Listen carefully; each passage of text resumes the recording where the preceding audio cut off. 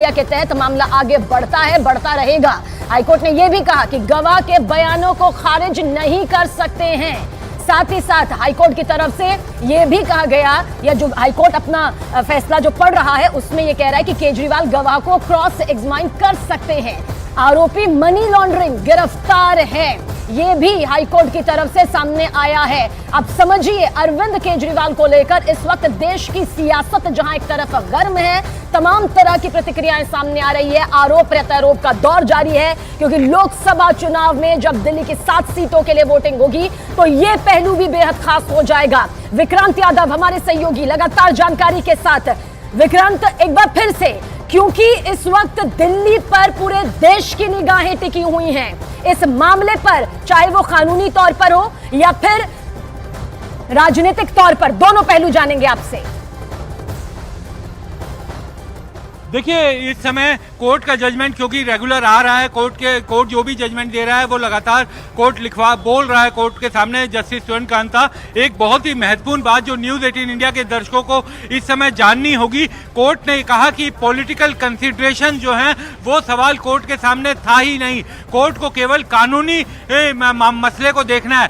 Court के सामने अरविंद केजरीवाल और केंद्र सरकार के बीच का कॉन्फ्लिक्ट कोर्ट के सामने नहीं था। कोर्ट के सामने जो मामला है वो ईडी और अरविंद केजरीवाल के बीच में है। तो अरविंद केजरीवाल और केंद्र सरकार के बीच क्या विवाद चल रहा है, किस तरह का विवाद है, ये कॉन्फ्लिक्ट कोर्ट को तय नहीं करना। कोर्ट के सामने केवल ईडी और अरविंद केजरीवाल का मामला है और वो सबूतों के आधार पर इस मामले को देख रही है। कोर्ट ने एक और दूसरी बड़ी बात बोली है कि जजेस जो हैं वो कानून से बंधे होते हैं, वो पॉलिटिक्स से नहीं बंधे होते, और जजमेंट लीगल जो प्रिंसिपल्स हैं, कानूनी जो बुनियादी जानकारियां हैं, प्रिंसिपल्स हैं, उनके आधार पर लिखा जाता है। पॉलिटिकल एफिलिएशंस के आधार पर जजमेंट्स नहीं होते। तो बहुत बड़ी बात कोर्ट ने ये बोली है, और निश्चित तौर पर कोर्ट की इन टिप्पणियों से अरविंद केजरीवाल दिल्ली के मुख्यमंत्री, उनके लिए बहुत बड़ी मुश्किल खड़ी होने जा रही है, क्योंकि कोर्ट ने अपने आदेश में कई ऐसी चीज़ें पूरी तरीके से गिराई हैं जो अरविंद केजरीवाल के वकीलों के जरिए जिन पर सवाल उठाया गया था।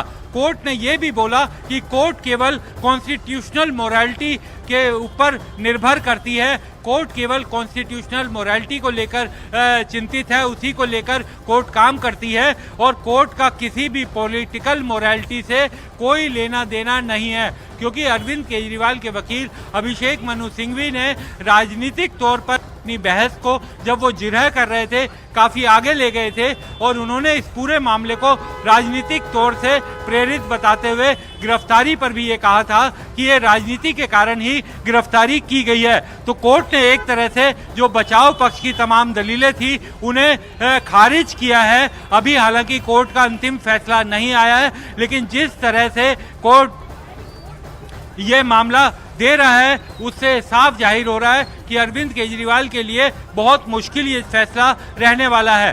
कोर्ट ने ये भी बोला है कि जो फाइल्स ईडी ने कोर्ट के सामने रखी हैं उससे ये साफ होता है कि केजरीवाल को जब गिरफ्तार किया गया तो हर तरह के नियम और कानून का पालन किया गया। जब उनकी गिरफ्तारी हुई थी तो जो भी इस तरह के मामले में गिरफ्तारी के नियम होते हैं उन सभी नियमों का पालन किया गया था, और मजिस्ट्रेट का जो ऑर्डर था वो भी काफ़ी बैलेंस्ड ऑर्डर था, और मजिस्ट्रेट के ऑर्डर में भी काफ़ी चीज़ें बाकायदा कारणों के साथ लिखी गई थी। कोर्ट ने यह भी बोला है कि जो कोर्ट के सामने मटेरियल है उसमें काफ़ी सबूत अरविंद केजरीवाल के खिलाफ दिखाई दे रहे हैं, बतौर इंडिविजुअल और बतौर पार्टी संयोजक।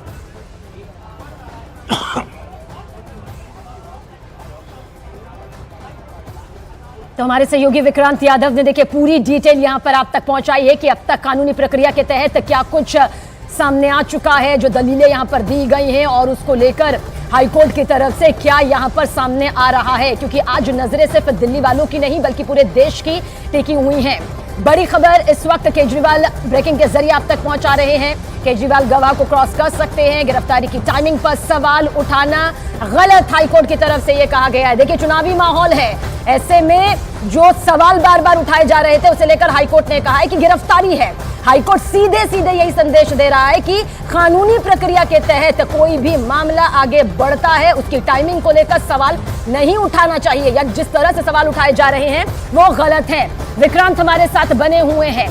विक्रांत, टाइमिंग पर सवाल उठाना गलत, गिरफ्तारी की कोर्ट राजनीति का कोई अखाड़ा नहीं है, ये भी यहां पर कहा हाईकोर्ट ने। इस समय की सबसे बड़ी खबर कोर्ट ने कहा है कि अरविंद केजरीवाल की इस मामले में गिरफ्तारी पूरी तरीके से वैलिड है, वो पूरी तरीके से कानून सम्मत है। अरविंद केजरीवाल की याचिका खारिज।